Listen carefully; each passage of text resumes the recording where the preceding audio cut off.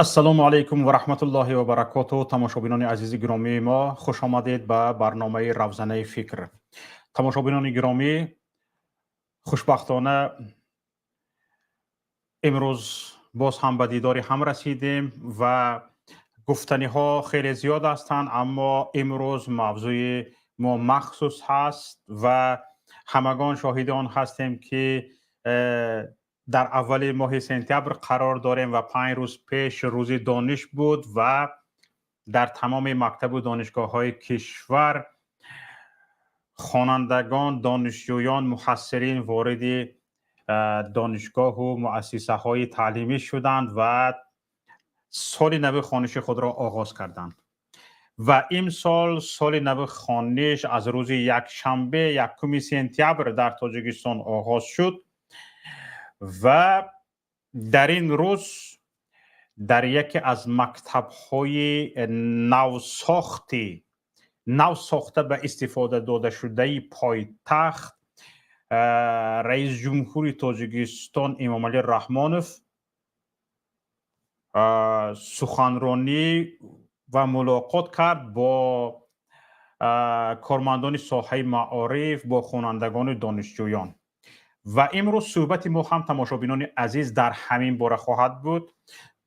شاید شما این صحبت رئیس جمهور را گوش کردگی باشید، حالا شاید این چشم‌داشت را داشته باشید که من درباره ملاقاتش با دانشجویان و خوانندگان، ملاقات امامعلی رحمان که گفت و تو کسی زنگ میزند، یگان کس دیویژنی میکند یا نمیکند، یگان دوست داشته داری یا نداری، گفته رئیس جمهور میپرسد. این گپی رئیس جمهور نو نیست، این رو بارها گفته است. در هر ملاقاتش این شخص خیلی عصبی چنین است، گفته روزها این نپرسیده نمیکند، یگان پلان نقشه داشته است. من خوشگمانی میکنم که خصوصا دختران رو وقتی میپرسد او به این امید است که همین دخترانی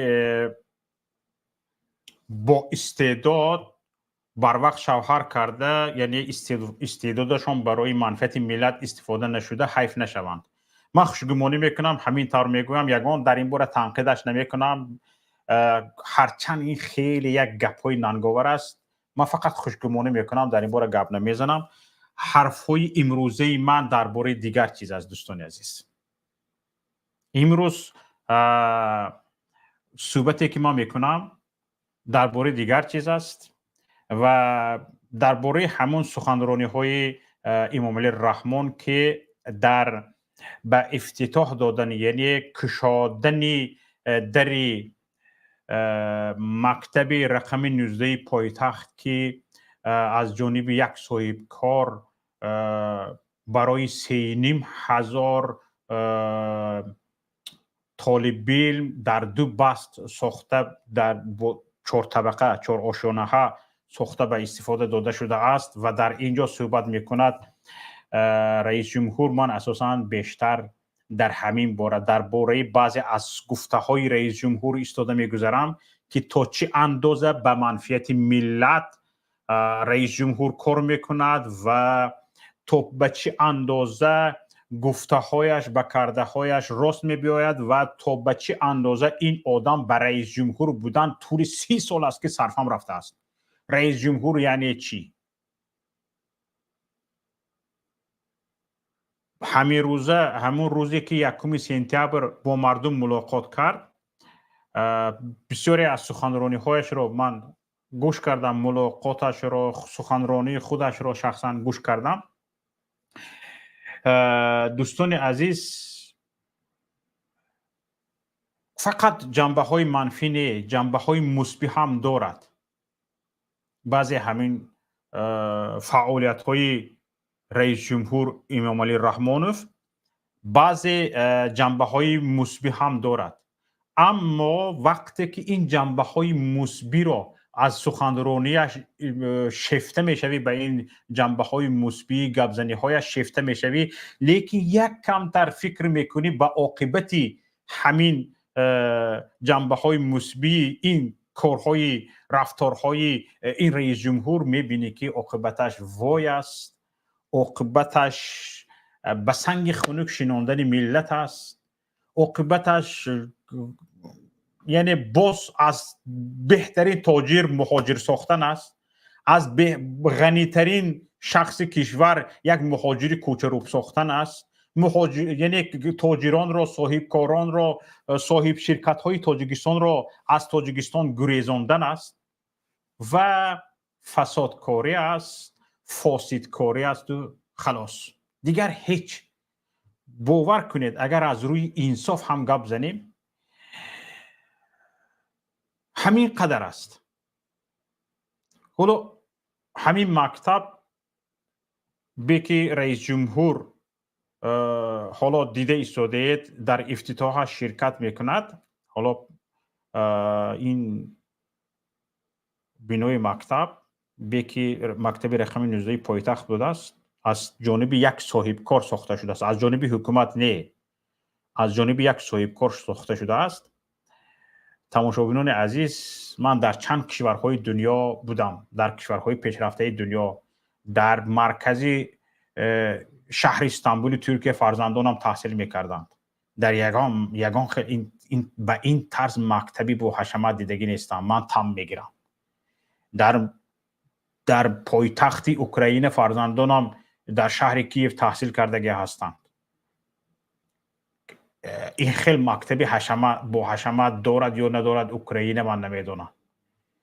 در قلب اروپا فرزندانم مکتب تحصیل کرده ایستاده‌اند، در پایتخت کشور استرالیا زندگی میکنم. من همین خیلی مکتب دارد یا ندارد، همین خیلی مکتبی با حشمت که در پایتخت مکتبی رقم 19 ساخته شده است من نمیدونم. ولی نه فقط خودی مکتب، از روی خودی گفته بی پرزیدنت همون تالار، یعنی مجلسگاهی همین مکتب که ساختن مجلسگاهش مثل یک تالار قصر فرهنگ است. مثل این لیفت ببینید، رنگی لیفت مکتب نه، این لیفت کدام هتل یا مهمانخانه 12 ستاره است. حالا اینجا مردم رئیس جمهور رو پایده ایستادن، او همه جا رو تماشا دارد. اینجا همه رئیس جمهور کمی بیاد گفته پایده ایستادن، همه را آورده شینانده موندگی، همه در همجا پایده ایستاده است. رئیس جمهور در اونجا چی دیده ایستاده است؟ یعنی از بینوی چهار آشیانه مکتبی نوساخت چند میلیون دلار صرف شدگی باشد دیدن کرده ایستاده است. واقعا تماشاگران عزیز، این گونه مکتب حالا گفته ایستاده است در تمامی تاجیکستان نیست، این گونه مکتب در اروپا، شاید در امریکا هم نباشد، در کشورهای اروپایی نباشد. خصوصا اگر به همین قدر مبلغی که برای این مکتب صرف شده است در همین اروپا شاید 10 مکتب سازند در شهرها. اگر در دهات گوید به مبلغ تالار مجلسگاهی همین مکتب می شود که برای دهات در تاجیکستان تقریبا 10-12 مکتب ساخت. تنها تالارش رو ببینید، تالار رو ببینید، یعنی تالار مجلسگاه مکتب، مصرفی که برای این تالار شده است شاید برای 10 مکتب دهات میرسید.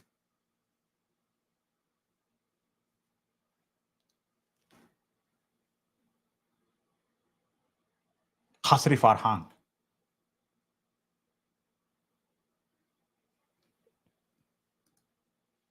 با رستم جان آمادگی هستند. هر دو دادا بچه یعنی پدر و پسر دیده ایستادن. اینجا یک باره رکلام رستم جان هم رفته ایستاده است. من در این باره پسانتر گفته میگذرم. پس از اون که شما یک سخنرانی رئیس جمهور را گوش میکنید از اونجا خواهید فهمید که اینجا یکی از مقصدهای اساسی ساختمان همین مکتب این چی است؟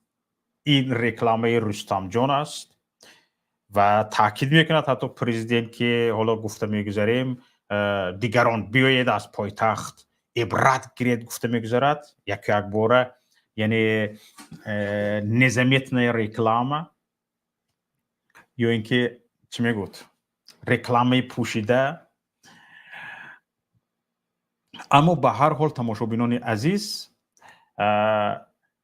گپ در سر این که این مکتب چقدر بزرگ است و 4 آشیانه هست و برای 3,500 شاگرد است و گپ درباره اینها نه برنامه امروزه ما. شما نگاه کنید، اگر همین رکلام رستم جان نباشد، در این ساختن این مکتب صاحبکار مکتب را ساختگی است. خودشان میگن که از جانب صاحبکار ساخته شدگی است. بیایید همین گپی امام علی رحمان رو اول گوش کنیم، بعد باز چی میکنیم. نگاه کنید امام علی رحمان چی میگوید. از 5 مؤسسه تعلیمی که دیروز روز 27 و امروز ما با استفاده دادیم 6، 3 تا این از جانب همین مؤسسه که 3,500 میگیم از جانب صاحبکار بنیاد شده، حسابی بودجه نه. مخصوصا در جاده بنیاد مؤسسه‌های تا مکتبی در یک شهر دوشنبه حالا بنیاد 55 مؤسسه تا مکتبی ساختمانش ادامه دارد که در سالهای نزدیک به استفاده داده می شود.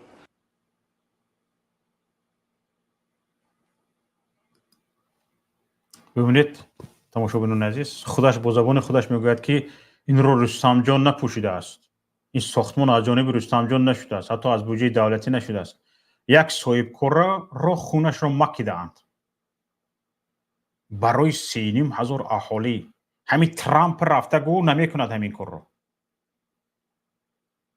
بیزنسمنی کلان، من درباره پرزیدنتش گپ نزده شدم، یا پولدار کلان امریکا همین برای 3,500 نفر مکتب پوشیده تیگو برای آمریکا، برای رشد آمریکا نمیکند همین کار رو. میلیارد پول دارد. توکربرگ گو نمیکند همین کاره. و دیگر تاجران بزرگی میلیاردرهای آمریکا رو بگو، اروپا رو بگو نمیکند همین کار رو. لیکن بیچاره تاجری تاجیک آمده است از بودجه از کیسه خودش برای 3,500 شاگرد طلبه مکتب بنیاد کرده است. شما فکر میکنید یک تاجری بیچاره همین قدر در تاجیکستان قوت قدرت داره که پولش همین خیلی چاشیده ماندگی است، خزان بر این جمع کرده، در قبچه ها زیر کرده آورده برای ساختمان داده است، برای 3,500 در مرکزی پایتخت مکتب بنا کردن؟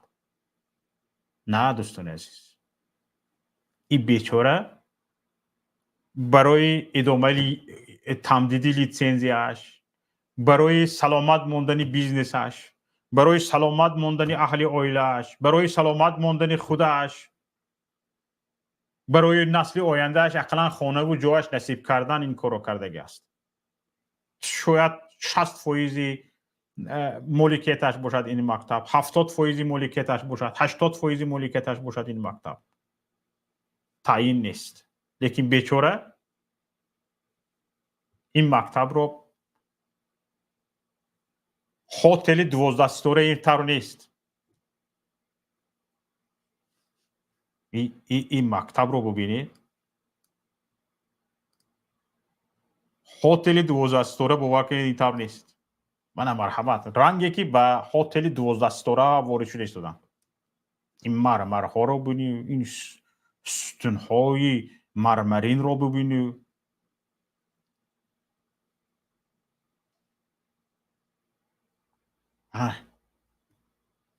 لیفت میبینی، لیفت خودی لیفتی همون هتل های مشهورترین روی دنیا، لیفت مکتب. همین خیل طلب کردگی هم و انا همین خیل ساخته داده شدگی است. دیگر هیچ چیز است. برای همین تماشابینان عزیز، ما امروز به مسئله میپردازیم که برای رشد جامعه ما اهمیت خاص دارد. مجبور کردن صاحبکاران برای ساختن مؤسسه‌های تعلیمی.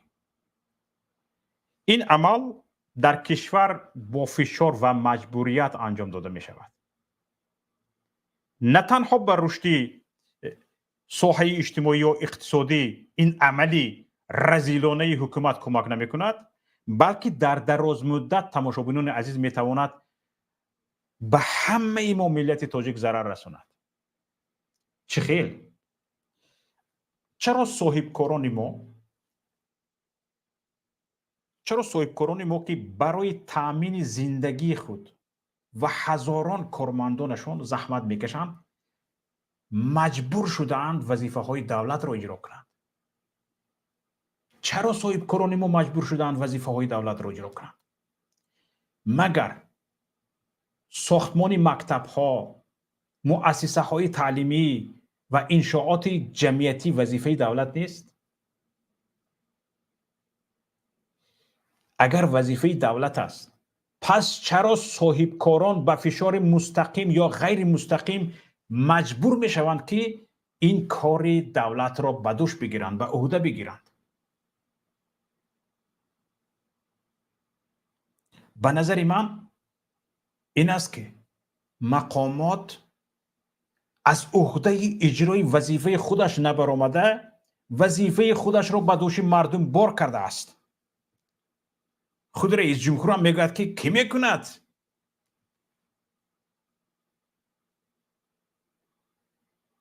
همین خودتان میکنید، همین خودمان میکنیم. یک کس آمده از دیگر جا کرده نمیتید به شما، باید خودمان کنیم. در همین خودمان کنیم خودش وجود ندارد، خودش رو حساب نمی کند.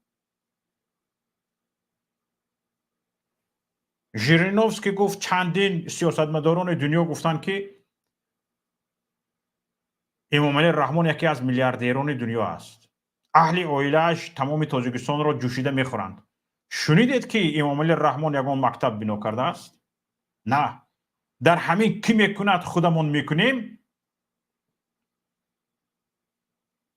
فقط خودش شو اهل اویلش اختصار است. باید دیگران بکنند. در سالهای اخیر مشاهده آن شدیم که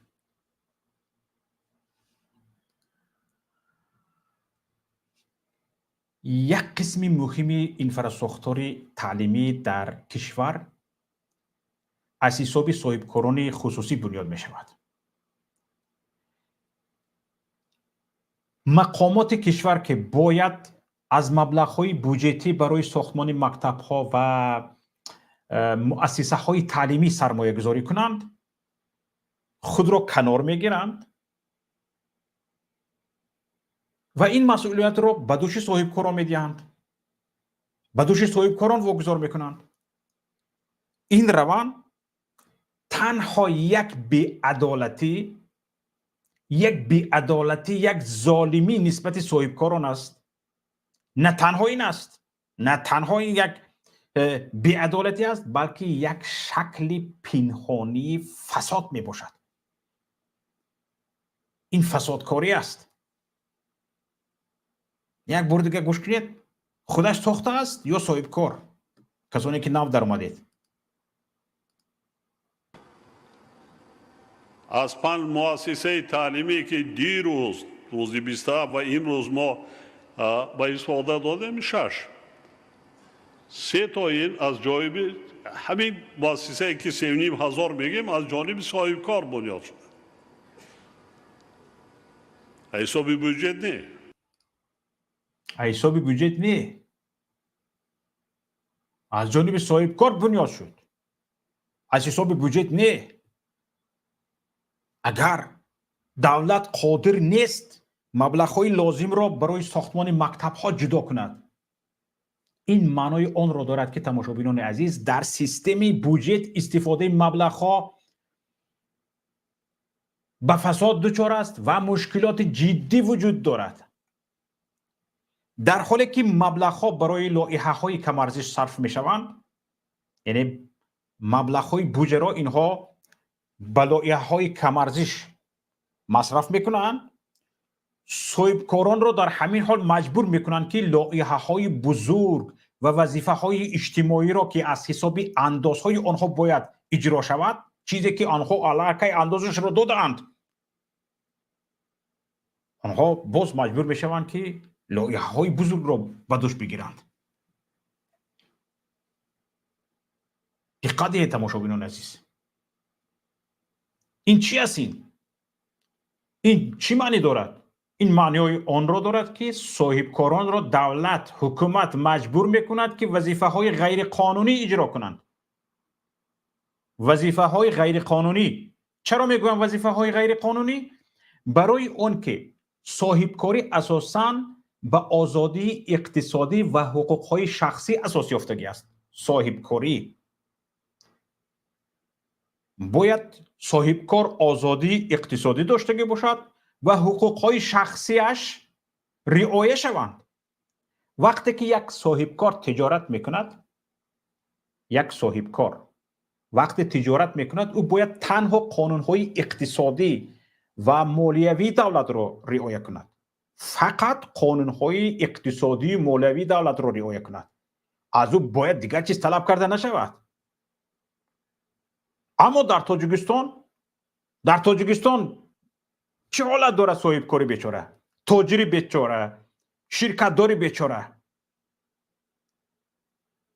ما شاهد اون هستیم که در تاجیکستان بعضی صاحبکاران مجبور شدند با مقامات سازش کنند یا زیر فشار مستقیم قرار گیرند که مبلغ‌های خود را برای ساختمان مکتب‌ها صرف کنند. این چی معنی دارد؟ آیا ما در یک جامعه آزاد زندگی میکنیم که هر یک صاحبکار حقوق دارد تجارت خود را با اراده خود پیش برد؟ همین خیلی جامعه را ما داریم یا نه؟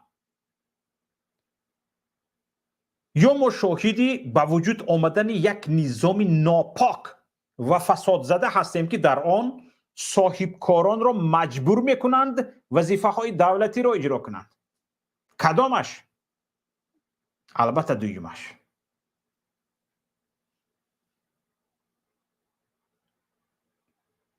چیزی دیگر این است که دوستان عزیز، در نظام دولتداری تاجیکستان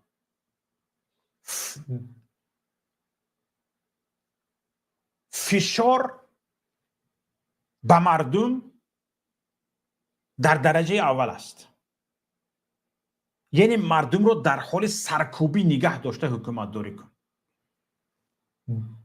بوی به دولت غنی شدن نمان. وقتی که غنی شد خبرش رو یافتن که فلانی سرپول شده است. خبرش رو یافتن که فلانی سرپول شده است، دعوت میکنند. سیاست های پیش گرفته جناب عالی را دستگیری میکنی یا نه؟ شنیدیم رسا سرپول پولت بسیار بوده است. همین یک فلان دهه فلان شهر یک مکتب ساختن در کار یا فلان درمانگاه ساختن در کار، بهوده میگیری یا نه؟ با ریتم دیگر شنیدیم حجم رفتگی شده ای، فقط خودت تنها نه، با زنت هم میبردگی شده ای، مادرت را هم میبردگی شده ای. خودت 5,000-6,000 دلار، همسرش 6,000 دلار، مادرش 6,000 دلار، 18,000 دلار شد. انا هر یکی اگر 1,000 دلاری 2,000 دلاری صرف کنی با 6,000 دلار دیگر 24,000 دلار شد. با بیاین اینجا اگر حاجی آشی تیند و چند این مهمان چند روز قبول کرده گسیل کنین یک 6,000 دیگر صرف شود 30,000 دلار. میدونی برای 30,000 دلار چیکار کردن ممکن؟ به نزدیکی یک بیچاره حجره رو همه خیل کرده اند. حساب کرده دادن من این لایحه رو پیشنهاد، من این لایحه پیشنهاد شده است به نوحه ما چندین لایحه در دهات این خیل کردن ممکن، فلان جا آبیاری آوردن ممکن، کدامش رو اختیار میکنی؟ خرخ به خدا دادگی خدا میتیاد این لایحه ساختمانش به عهده گیر، با خدا میتیاد سونی میروی.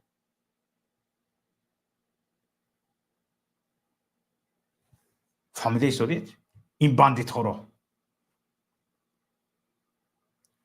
حالا او تاجر نیست، او بچه علم چندین سالها پول جمع کردگی باشد حج میرم گفته، مادرم رو حج میبرم گفته، چی آرزوی نیت داشتگی باشد. او همسر بیچارهش با شوهرم حج میرم گفته، چه آرزوی نیت در دلش چندین سال 10 سال داشتگی باشد، 8 سال داشتگی باشد. 8 ساله و 10 ساله و او مادر بیچاره یکی با فرزندم حج میرم گفته نیت کرده بود، شاید 20 ساله 30 ساله 40 ساله 50 ساله آرزوی هوسش برباد فلک. نگوید و بیند، نگوید و بیند.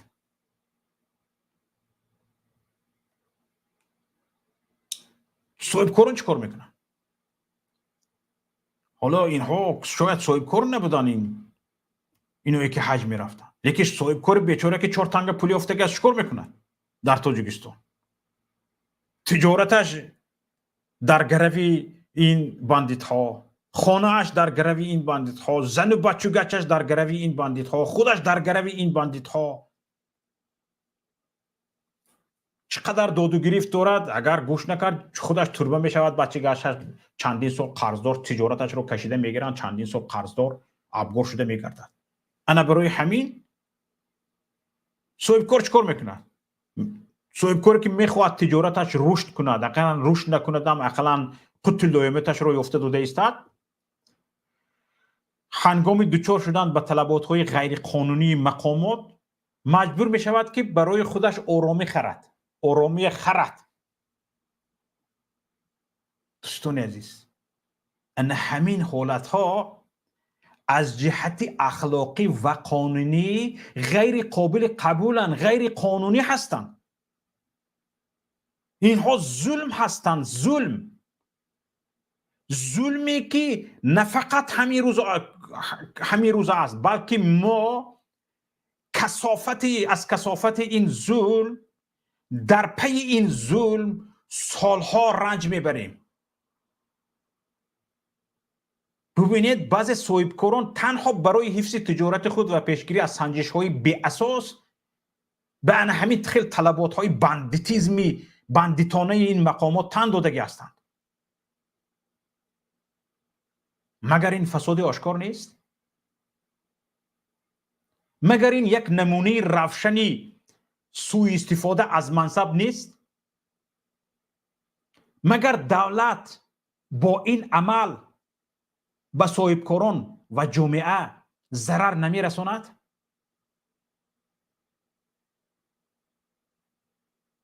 صاحبکار یک انشاءات دولتی رو به عهده میگیرد، به سنگ خنک میشیند.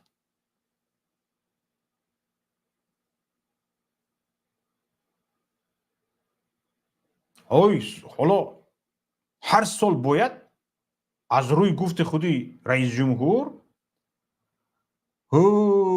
هر سال باید در تاجیکستان 380 مؤسسه تحصیلاتی ساخته شود.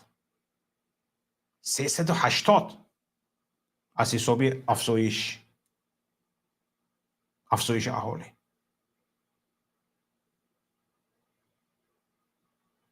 شما ببینید که هر سال اینها از حساب بودجت نه گفتی رئیس جمهور، از حساب صاحبکار هر سال اینها اگر هر یک صاحبکار یک تاگی مکتب پشتتیت باید 380 صاحبکار رو هر سال فقط برای مکتب سازی اینها باید به سنگ خنک شینانند، قرضدار ابگارش کنند، تنها به خاطر آن که اهل عائله‌اش، مال ملکش، خانه و جوهش در گرو است، اسیر اینها است.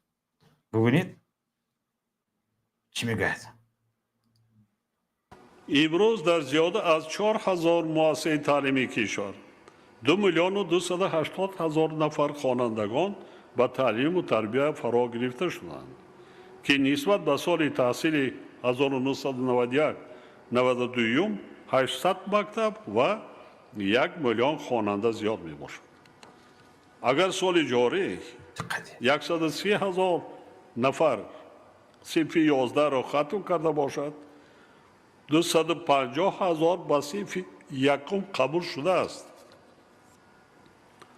یعنی باید ما به حساب میانه هر سال 380 مؤسسه تعلیمی بنیاد کرده به اسفالت. 380 فهمیدید؟ اکنون باید هر سال 380 و اکثریت این مکتب ها باید برای آنکه رستم جان رکلام شوند در پایتخت ساخته شود.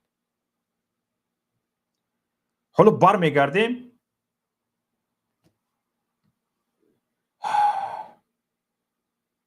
به همین گپ پرزیدنت. نگاه کنید چی میگه. گوش کنید.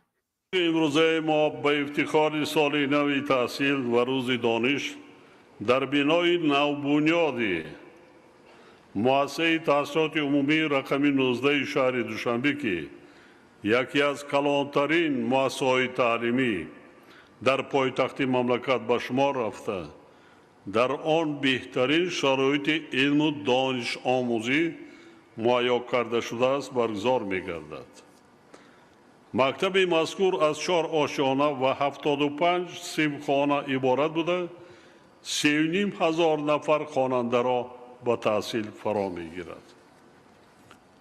تنها من از صنفخانه ها دیدن کردم به مرکز تالار جمامت ها. تالار مثل یک قصر فرهنگ است.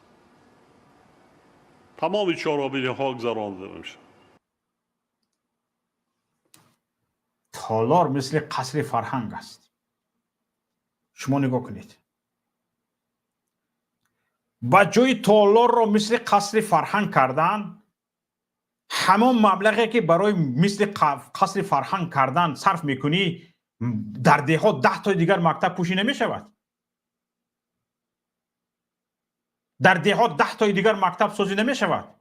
خودش میگوید مکتب ها در تاجیکستان، در منطقه های تاجیکستان، خود پرزیدنت میگوید در حال صدمه دچار قرار دارند. و مکتب ها یعنی اسباب های تحصیلاتی نمی رسد. خودش میگوید به همون یک کرسلوی که در همونجا مینیمم از $250 قیمتتر بودگی است. هر یک کرسلوی که در اونجا موندگی هستی به یک کرسلو یک مکتب یک ماه نورسویی مکتبیش رو کانسیلرش رو میگیرد.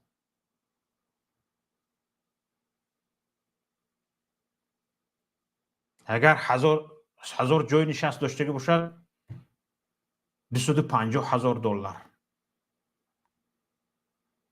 با $250,000 $25,000 10 مکتب در دهات دوردست برای 100 خواجگی برای 200 خواجگی پوشیده دادن ممکن. اگر مکتبی کلان باشد به $100,000 $125,000 دو مکتبی کلان پوشیده دادن ممکن. تنها از حساب همون تالار مجلس، تنها از حساب تالار نه، از حساب همون کرسلوهای موندگی، خودی تالار حساب نه. این ریاکاری نیست چی هستین؟ این اسرافکاری نیست چی هستین؟ چیکار میکنه دو مجلس که یک ماه یک بار 6 تا نمیشند طلبه؟ برای مجلس که قصر فرهنگ داره، چند کلوب داریم در پایتخت، کینو استودیو ها داریم از زمان شوروی موندگی دهاته. میره و در همینجا میگذراند مجلسش رو، یکون چوربینی فرهنگش رو طالبی در همون نزدیک ها، در همون میکرورایونی که مکتب وجود دارد. جلسه های مکتبی باشد برای این کرسلوها نیاز نیست. این اسرافکاری است. درباره اسرافکاری گپ میزنید شما؟ اینجا میبرن اسراف میکنن به خاطر رکلام رستم جان. با خودش میگوید من میدونم در مکتب ها مشکلات ها زیاد هستند، مشکل ها بسیار هستند، خیلی من میدونم. حالا یک بار مونم گوش کنید. خب مرحمت تکلیف اراده و پیشنهادهای داشته باشید. من یک قسمی آن کمبودیا البته پیشروی ها هم هستند، لیکن مشکلی ها هم کم نیستند. بسیار شماره زیادی مکتب های صدمه حالا با قانون نرسیدن اسباب انجام خانیش، مکتب های در حال صدمه قرار دارند، دیگر اسباب های خانیش نمیرسد. اینجا من گفتم حتی معاش آموزگاران حاضرم به طلبات زمانه جوابگونی است. با کوشش میکنیم که با رشد و پیشرفت و ترقیات تاجیکستان سال به سال مشکل خودمون هیچ کس هستن ما شما اومده وای نمیکنند، خودمون میکنیم. من خودمون میکنیم. اما در خودمون امام رحمان خودش اشتراک نمیکند، خودش وجود نداره در او شمارش. فهمیده شدید؟ میگوید مشکلی ها وجود دارند، مکتب ها در حالت صدمه‌ای قرار دارند، اسباب های خانش نمیرسد. در این حال در پایتخت مملکت مکتب بنا میکند یک صاحبکاری بیچاره تا اینکه با حشمت باشد، پر حشمت باشد، در آسیای مرکزی وجود نداشته باشد، در اروپا وجود نداشته باشد، در امریکا وجود نداشته باشد. ظاهر پرستی، ریاکاری را مان درون این مکتب چی میتید؟ همون را بگو. درون این مکتب چی میتید؟ چی حاصل میتید؟ در همین باره گپ زن. در همین ملاقات وقت طلبای مکتب میبراین گپ میزنن، شرط نیست اینجا نمیمونه، چند تاش میبراید وقت پدر مادر داری؟ ها دارم. پدرت در کجاست؟ پدرم مهاجر. پدرت در کجاست؟ پدرم مهاجر مهنتی. پدرت در کجاست؟ پدرم مهاجر مهنتی. با پدر این نفرانی که اینقدر استعداد والا دارند، اینقدر دانشمند شده اند، اینقدر به دانش اهمیت میدهند، بیچاره پدرش با پول مهاجرت فرزندش رو خواننده ایستاده است. تو شرم نمیداری که پدر همین خواننده با استعداد در تاجیکستان به کار تامین کنی؟ همین طلبه با استعداد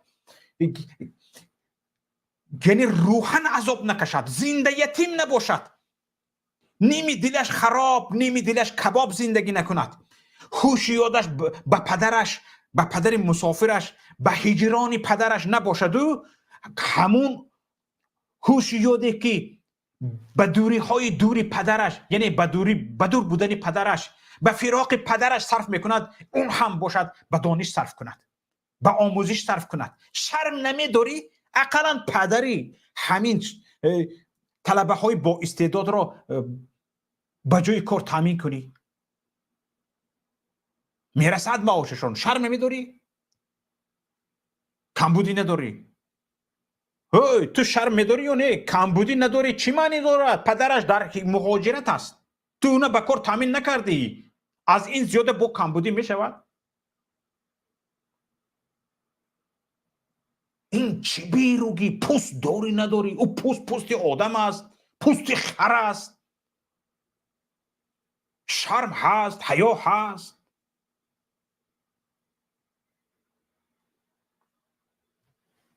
میپرسد پدرت در کجاست؟ پدرم وفات کردن، مادرم خدمتچی دولتی. پدرت در کجاست؟ پدرم در مهاجرت مهنتی. پدرت در کجاست؟ پدرم در مهاجرت مهنتی. این شرمت بود که اقلا میلش همه اهل ملت، انا همین طلبه های باسواده با تو غمی عذابا چنی پرسگ میبخشتون کمتر احساسی شدن؟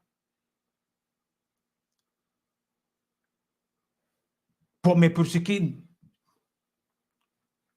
یگان کس زنگ میزند یا نمیزند، دوست داشته داری یا نداری، و کاری تو چی؟ بجای نه دوست داشته باشه مبادا اینا تست شوهر کرده رود، علم خوندگی شایف میشه، و بجای این تو اهل اویلش رو به کار تامین کن، با او یک استیپند معین کن، با او اسباب خانش معین کن، پدرش رو از مهاجرت بیار.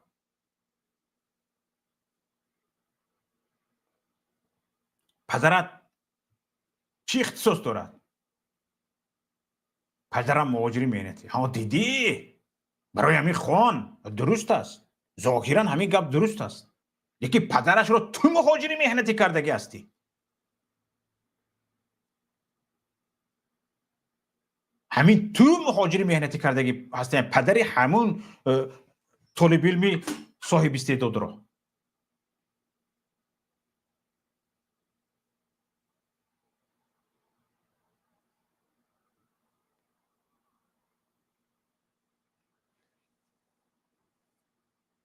نگاه کنید چی میگه.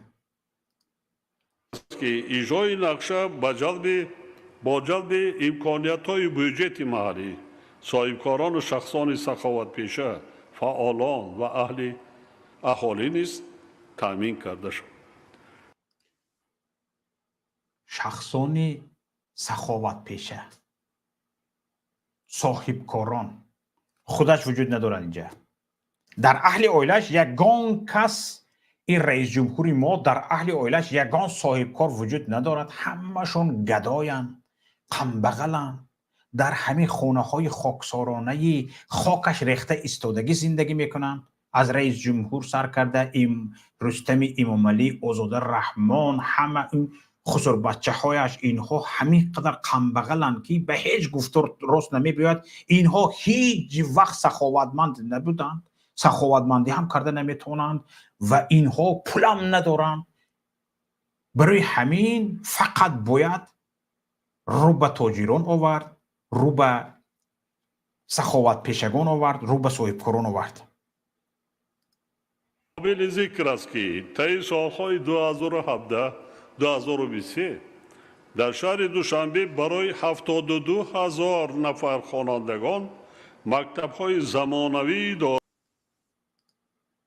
و معماری لایحه مؤسسه‌های تا مکتبی را بخصوص برای دهه و محله‌های اهالی نشین با با در نظر داشت شرایط و شماره اهالی تهیه و به ساختارهای مربوطه پیشنهاد نماید. لایحه بعضا هر یک محل اهالی شده ما باید داشته باشیم. حتما نگاه کرده به شماره اهالی، شماره کودکان به حساب میانه یک عائله تاجیکستان 65 نفر زندگی میکنه.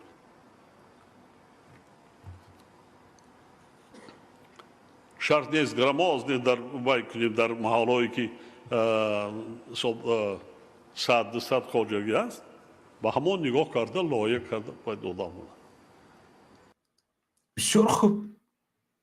همین مکتبی که حضور رقم 19 در پایتخت ساخته شد به یک بیچاره صاحبکار خونش مکیدین، در همین گفت خودت دهات های 100-200 خواجگی دار چند مکتب پوشیده میشد؟ چند مکتب؟ شاید 100 مکتب. شاید از تنها همین مکتب پوشیده نمیشد. مکتب های صدموی ساخت، یعنی از نو ساخته به استفاده داده میشدن، پولی همین مکتب رقم 19 پایتخت میرسید. انکنون همه این برای چی است دوستان عزیز؟ همین اسرافکاری، همین ریاکاری، خونی تاجر مکیدن چی است؟ این رستم جان رکلام کردن، فقط رستم جان رکلام کردن، تمام. نه نگاه کنید توصیه رئیس جمهور به ولایت ها، نگاه کنید چی میگه. میخواهم مخصوص تاکید نمایم که در ظرف چند روز آخر در شهر دوشنبه 5 مؤسسه تعلیمی که در دایره سیاست بنیادکارانه دولت و حکومت مملکت بنیاد گردیدند با فعالیت آغاز کردند که سهم نظررس در رشد ساحه معارفی مملکت می باشد. قابل ذکر است که طی سالهای 2017-2023 در شهر دوشنبه برای 72,000 نفر خوانندگان مکتب‌های زمانوی دارای شرایط و امکانات‌های بهترین بنیاد و به استفاده داده شدند. بعضا مکتب‌هایی که ما بنیاد کرده سادیم اگر مقایسه با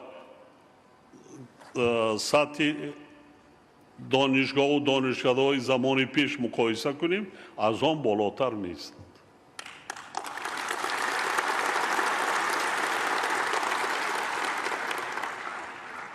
مقامات اجرایی حاکمیت دولتی شهر دوشنبه تصمیم گرفتند که تنها در سال جاری برای بیش از 12,000 نفر فرزندان ساکنان پایتخت مؤسسه‌های معاصر تعلیمی بنیاد کرده شرایط تعلیم و تدریس را در پایتخت مملکت به مراتب بهتر گردانند.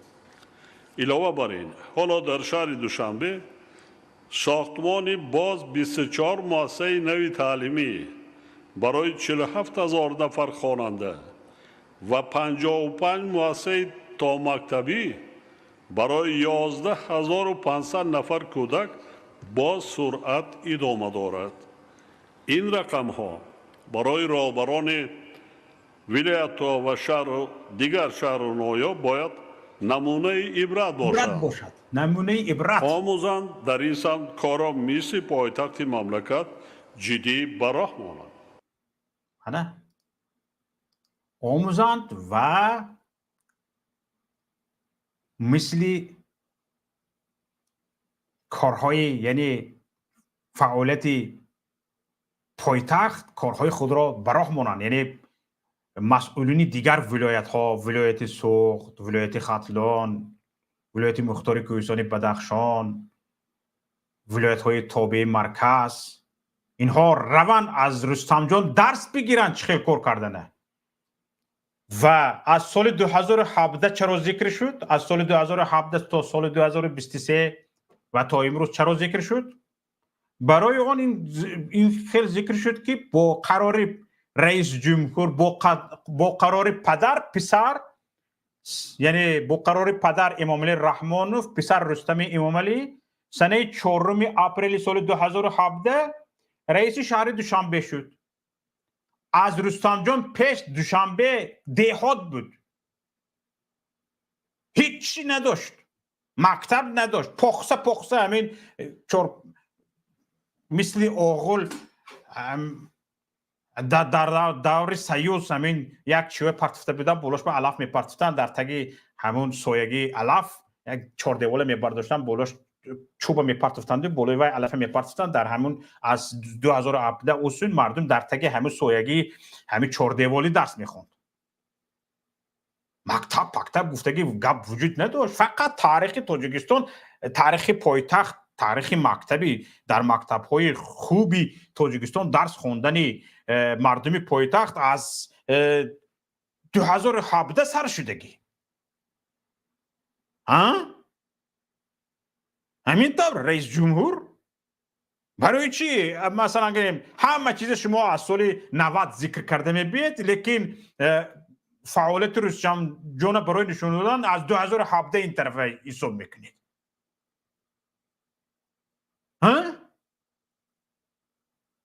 قند زنید نه رنگ باز. چین شما بچه دار نیست در تاجیکستان، فقط همسری شما بچه تولد کردگی و مادر شما تمام، دیگر رو فقط غلام تولد کردگی هم. از سال 2017 یک بار دیگه بیاین یک بار دیگه.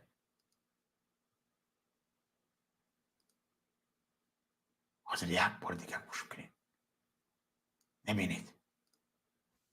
میخواهم مخصوص تاکید نمایم که در ظرف چند روز آخر در شهر دوشنبه 5 مؤسسه تعلیمی که در دایره سیاست بنیادکارانه دولت و حکومت مملکت بنیاد گردیدند با فعالیت آغاز کردند که سهم نظررس در رشد ساحه معارفی مملکت می باشد. قابل ذکر است که طی سالهای 2017 2023 در شهر 2023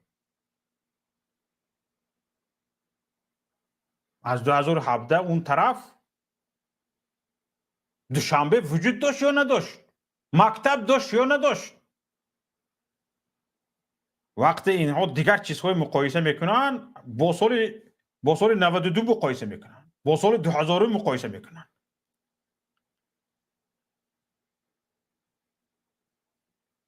بیاید مقایسه. امکانات‌های بهتری قابل ذکر است که طی سالهای 2017 2023 در شهر دوشنبه برای 72,000 نفر خوانندگان مکتب‌های زمانوی دارای شرایط و امکانات‌های بهترین بنیاد و به استفاده داده شدند.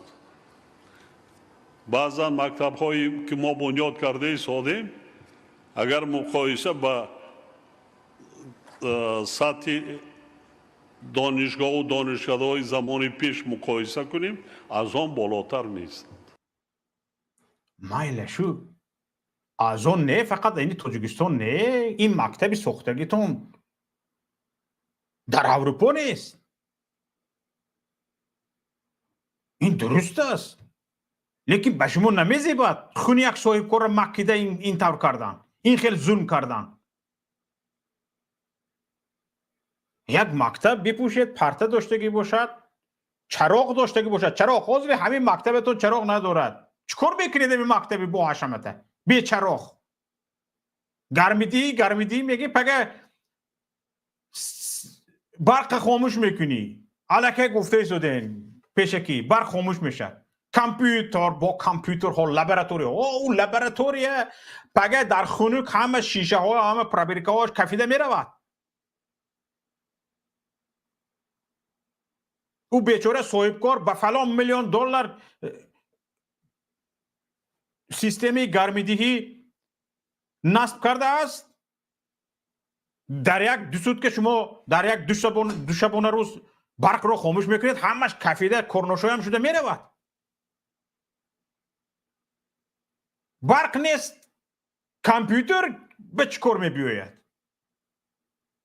حالا سیستمی اینجا چی میکنه رکلام میکنه در اول سیستمی الکترونی دانش در اکثریت مکتب های در 70 مکتب گفتن یا 170 گفتن در یادم نیست سیستم الکترونی دانش یعنی یک پرلژنی تلفن هوشمند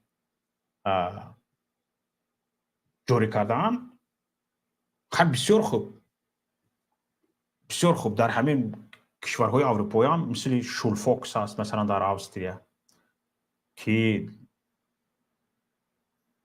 وظیفه‌ای که داد رهبر صنفی یا معلم یگان فن در آنجا می نویسد علاقه پدر مادر میداند که همه روز در درس فرزندش چی وظیفه گرفته است، چی بها گرفته است،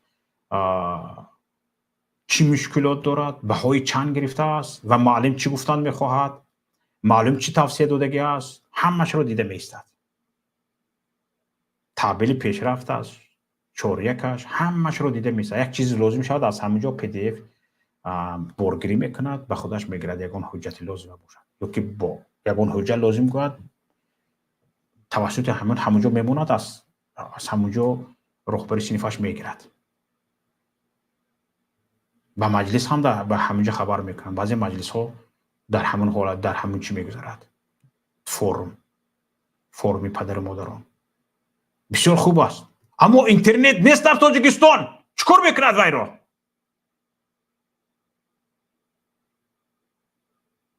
اینترنت صورت سنگ پوشت زنگ میزنن اینترنت هم مرده ایستاده است میبخشید من گپم رو گفته گیرم. به این حالت چیکار میکند او پرلژن به کجا در چی میتید بزرگ نمور وقتی بهار میرسد همین خیلی کرده یعنی خیلی پیشکی تیار کرده رفتن گریم یگون روز نموریم آدم میشدگیم گفتنیت بی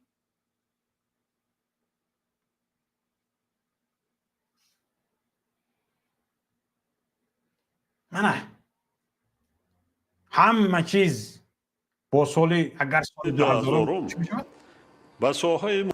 اگر سال 2000 به ساحه معارف همگی 42 میلیون سامانی جدا شده باشد، این نشان دهنده در سال 2005 به 253 میلیون، سال 2010 به زیاده از 1 میلیارد، سال 2015 به 2.5 میلیارد، سال 2020 به 5.5 میلیارد و در سال 2024 به 8 میلیارد و 231 میلیون سامانی رسانیده شد که 5.7% مجموع محصولات حالش چند میلیارد سامانی رسانیده شد که 5.7 یعنی چند به 5.5 میلیارد و در سال 2024 با 8 میلیارد و 231 میلیون سامانی رسانیده شد که 5.7% بس کنین نگاه کنین دوستان عزیز و 8 میلیارد گوییم از چند پول به 8 میلیارد آورده رسوندگی است. سال 2000 چند پول اگر سال 2000 به ساحه معارف همگی 42 میلیون سامانی جدا از 42 میلیون سامانی 8 میلیارد زیاده از 8 میلیارد به برده رسانده شدگی است. این چند برابر است؟ این چند برابر است دوستان عزیز؟ چند برابر؟ فرض کردیم 50 برابر. من نمیدونم اوضاع حساب کردن بیاین حساب میکنیم همینجا طبیعی زنده حساب میکنیم 8 از 5 حاضر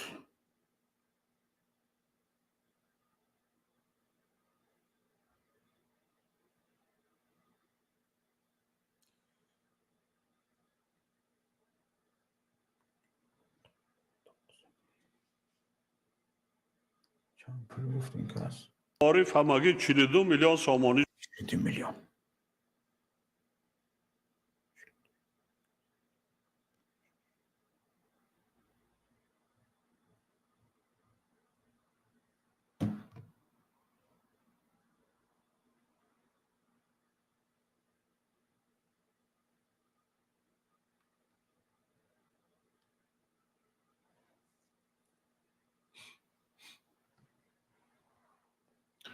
اینجا من صرفم نرفته ایستادم دوستان عزیز شاید 200 برابر باشد. آیا همین قدر زیاد ساحه معارف ترقی کرده است یا نه؟ از 42 میلیون به 8.5 میلیارد برآمده رفتگی است.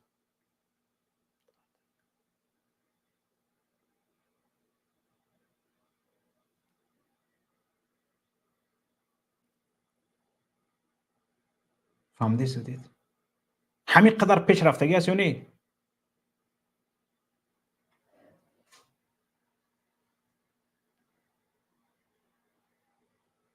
دوصد برابر.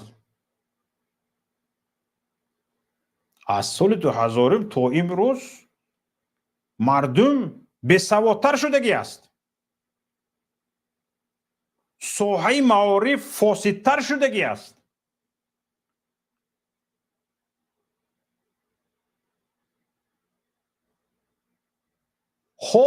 حال حاضر از سال 2000 تا به همین روزه وزارت معارف مکتب ها را به معلم تامین کرده نمیتواند. حالا پیشتر که بیچاره پسر بچه ها مکتب را ختم میکردن به خاطر خدمت حربی نرفتن میرفتن مؤسسه های تحصیلات عالی، از اونجا میگفتن که تو رفته 3 سال در مکتب درس ندهی دیپلم نمیگیری. بیچاره اومده با 3 سال دیگر در مکتب درس میداد، مکتب دهات می اومد که با خدمت بنگیرن، بعد دیپلم میگرفت بیچاره.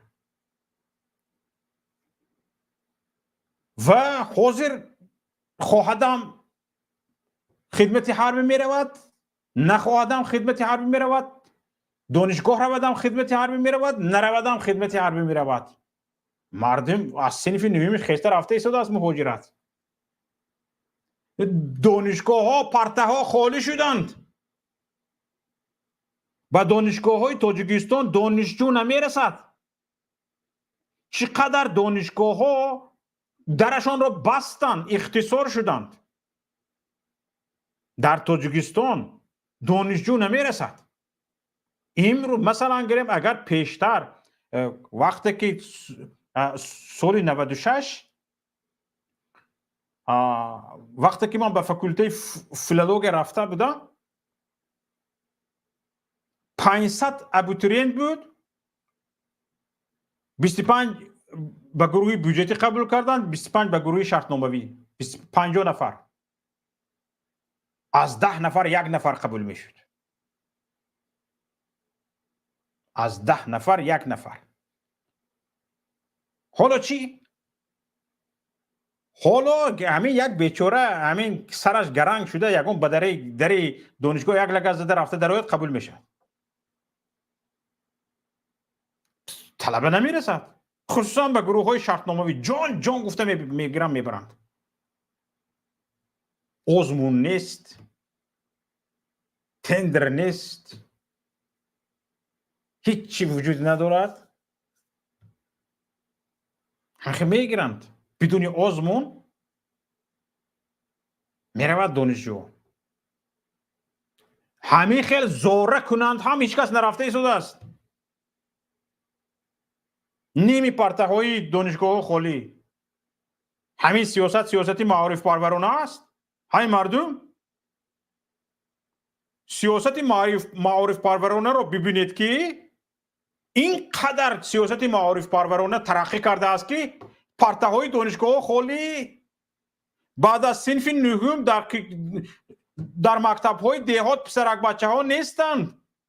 نیمی پرته های صنف های 10-11 خالی، با اینها صنف 12 با ویروس شنیده استان پرزیدنت گفته ایستاده است 14 ساله هم میکنیم. حالا اوی بعد از صنف نهم تو طلبه نیافته ایستاده ای حاضر 12 ساله 14 ساله از کجا؟ اقاندت زن انا سیاست معارف پرورانه که حتی قاپیده از کوچه بریم مردم به دانشگاهات نمیروند. چرا؟ برای اون که قدر قیمت نداره.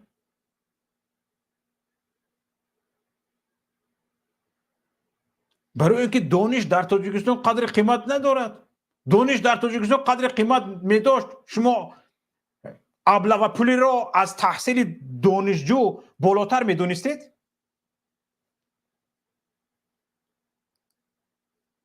ابله پولی را از تحصیل دانشجو شما بالا میدونستید؟ وقتی که تنگ آمد، کیسه هاتون خالی شد، مهاجران پول نفرستاندن رو سر کردن، شما قانون برآوردید. دانشگاه میخونیم، کالج میخونیم، اوچیلیش میخونیم، اینستیتوت میخونیم، فرق ندارد. تو باید خدمت کنی. های 600,000 ما مردهای قابل خدمت حربی داریم. برای تاجیکستان همگی 16,000 نفر لازم است.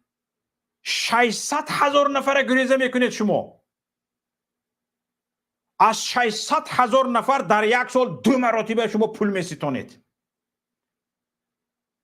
شما فسادکارا 600,000 نفر مرد تاجیک دللرزه کردید هر سال 2 مراتبه. از بین اینها 16 نفر لازم است خلاص. 16 نفر خدمت حربی می رود، یعنی نقشه پر می شود. اما شما هر سال 600,000 نفر دوبار خونه سلاتش میکنید،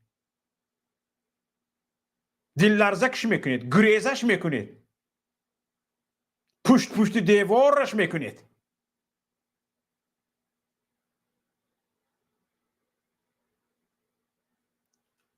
و این رو همین منفیتی یکم ضرری که یک مرد تاجیک گریزه کردن، او را از مثلا گریم ترسو کردن، مهاجر کردن، در بدر کردن به شما هیچ فرقی ندارد. و شما فقط همین در یک سال 2 مراتبه زده کفته پول گرید دوله با بالا فرستوند همین کمیسریت های حربی تمام دوله رو بستگید مرده اینها به شما میفرستوند. همین منفیت شما از منفیت اینکه یک طالبین برود به هوس توسط کنکورس توسط آزمون رود به دانشگاه قبول شود، در دانشگاه بخواند تحصیل کند، کشور پیش رود، شما از این در یک سال 2 بار ابله کردن کیسه مردهای از 18 ساله تا 27 ساله تاجیک را قاق کردن را اولاتر دانستید. با شما سیاست معارف پرورانه دارید. شرم نمیدارید با همین گپ؟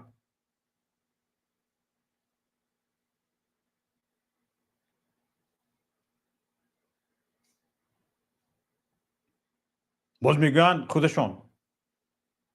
همینجا دوستان عزیز با یک اشاره یک بار دیگر همین سخن رئیس جمهور را گوش میکنیم، بعد من بعضی نظرخوام میگم، بعد انشالله که چی میکنیم. خب مرحمت تکلیف اراده پیشنهادهای داشته باشید. من یک قسمی آن کمبودیا البته پیشروی ها هم هستند، لیکن مشکلی ها هم کم نیستند. بسیار شماره زیادی مکتب های صدمایی حالا با قانون نرسیدن اسباب انجام خانیش دیگر پرابلم هایی که در اینجا من گفتم. حتی معاش آموزگاران حاضرم به طلبات زمانه جوابگو است. همینجا ساختکاری را ببینید.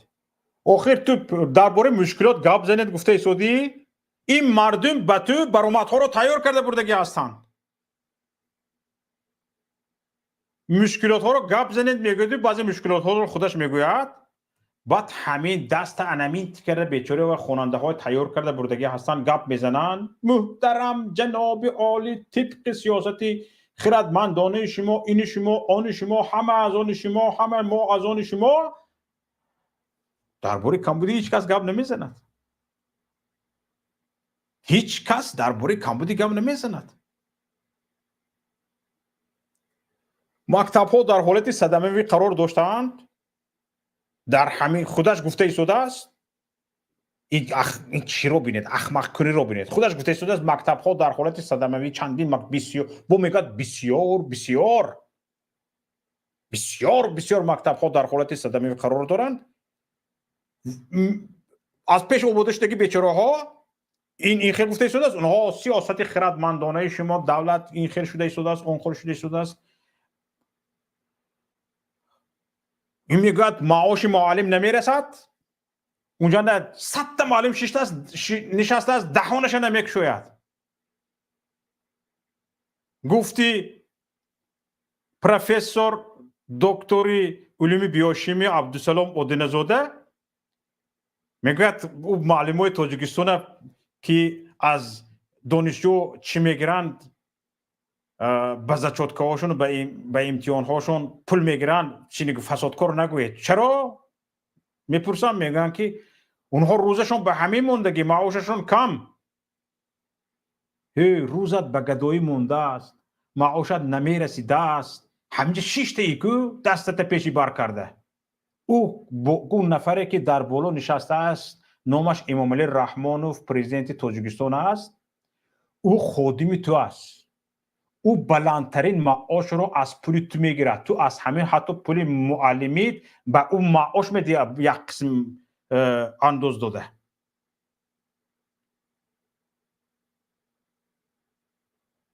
او معاش خوری تو است. او تو به تو معاش نمیدهد تو به او معاش میدی. به تو خلق معاش میدهد. زبانت بستگی چیست همین خیل؟ این چه روز بود؟ برای همین تماشا بینون عزیز برمیگردم من به اصلی گپ. این فشار آورده صاحبکار را برده در پایتخت مکتب های با حشمت سازاندن بناهای با حشمت سازاندن هیکل ها سازاندن و پایتخت را گفتی رئیس جمهور نمونه عبرت به دیگر ولایت ها کردن. یعنی فعالیت رستم جان را برایتون هیچ فایده ندارد تا اینکه به داخل آنها کار کنید.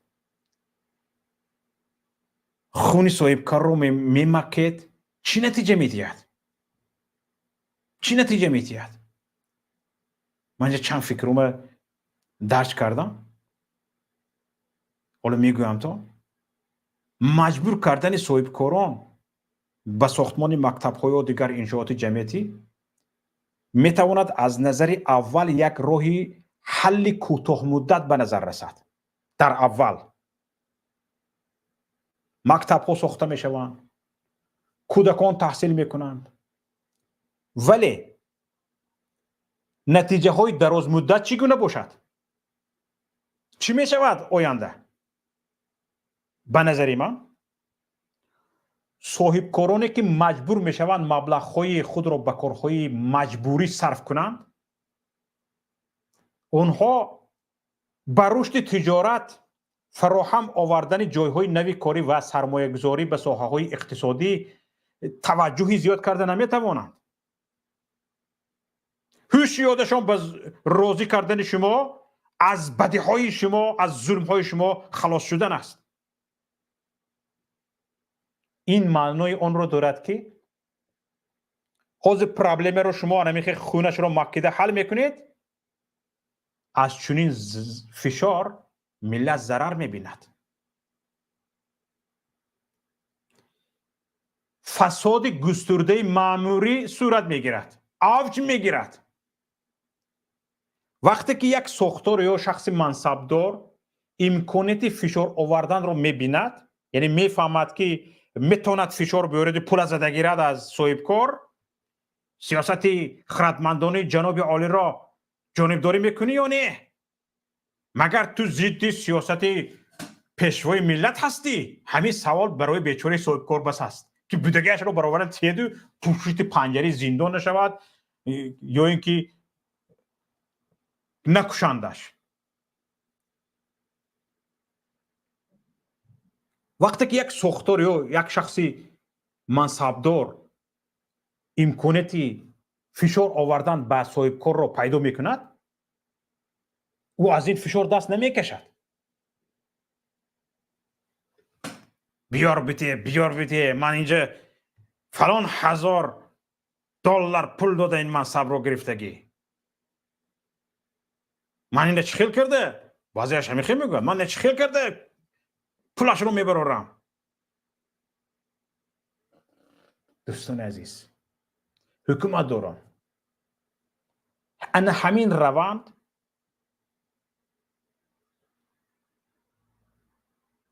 وسعت مییابد تا دمی که به جامعه و صاحبکاران ضرر خودش رو رساند و صاحبکاران رو سربگریز کند. بعد از کی پول میگیرید شما؟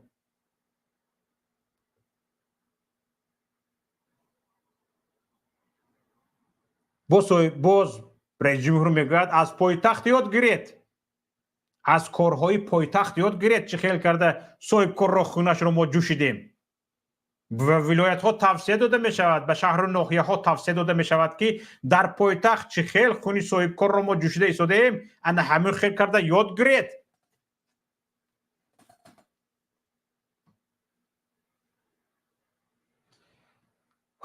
پس چی باید کرد؟ چیکار میکنیم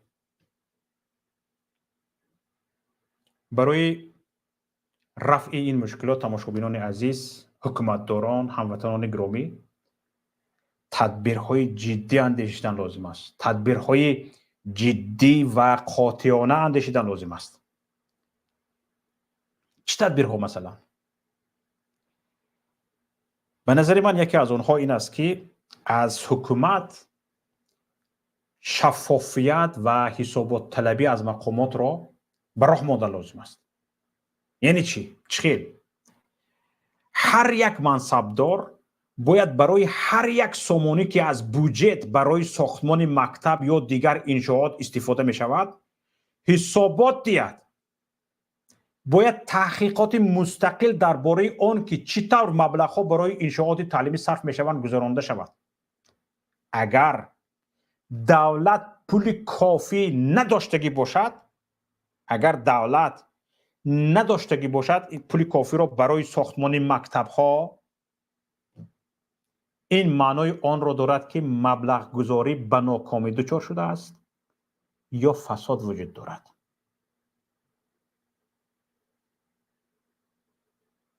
باید تماشابینان عزیز، حکومت داران به صاحبکاران فشار قطع شود.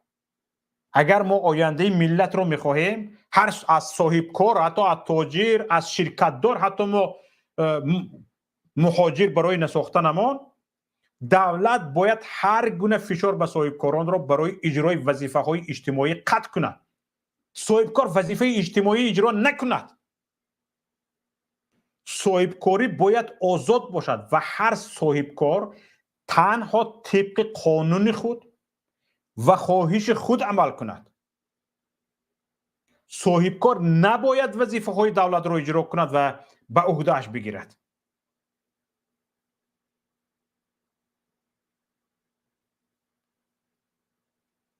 اگر یک صاحبکار میخواهد خودش به اختیار خودش کند این کار را. یعنی چی باید کرد؟ نظری من چی است؟ مجبور کردن صاحبکاران و شرکتداران، تاجران به ساختمان مؤسسه های تعلیمی یک فاجعه نظام اقتصادی ماست که به وضع حقوقی صاحبکاران و رشد اجتماعی کشور ضرر جدی میرساند. این عملیات غیر قانونی و فساد زده باید قطع کرده شود. دولت باید خود را مسئول رشد ساحه های اجتماعی احساس کند و به استفاده فشار به صاحبکاران مکانیزم های شفاف و عادلانه را جاری کند. ما تماشابینان عزیز، ما به یک جامعه نیاز داریم که در آن همه مقامات، صاحبکاران و حتی شهروندان عادی وظیفه های خود را با عدالت و بی مجبوریت باید اجرا کنند. تنها در این صورت تاجیکستان میتواند به یک کشور واقعا آزاد و موفق تبدیل یابد. تشکر به دقتتان تماشابینان عزیز. از خداوند کریم منان طلب میکنیم که کشور ما را از این حال فساد زدگی نجات دهد و صاحبکاران ما را، تاجران ما را، اهل غنی ما را در تاجیکستان از این ظالمان، از این خونخواران نجات بدهد و کشور ما ترقی کند. و ببینید تماشابینان عزیز، هزارها تاجران ما به خاطر ان همین فشار مقامات، به خاطر ان همین خونمکی مقامات مبلغ‌های خود را گرفتند بیرون از تاجیکستان و تجارت‌های خود را بیرون از تاجیکستان برقرار کردگی هستند. همین ها بیرون برآمدن تاجیکستان چی فایده دید؟ هیچی، برعکس ضرر. انداز سپارنده رفت، به کار تامین کننده رفت، به تاجیکستان نفری که اشیاء خام می در آورد رفت یا که استحصال میکرد رفت. تاجیکستان را نفری که بازارهای تاجیکستان را به استحصالهای وطنی میخواست تامین کند رفت. به خاطر چی؟ به خاطر همین مجبوریت ها.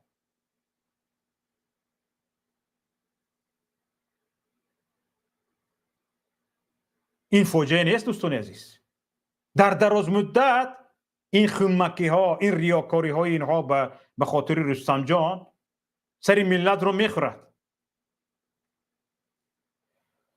خوب، سربلند و پیروز باشید تماشابینان عزیز. یکایک شما رو به الله پاک میسپارم.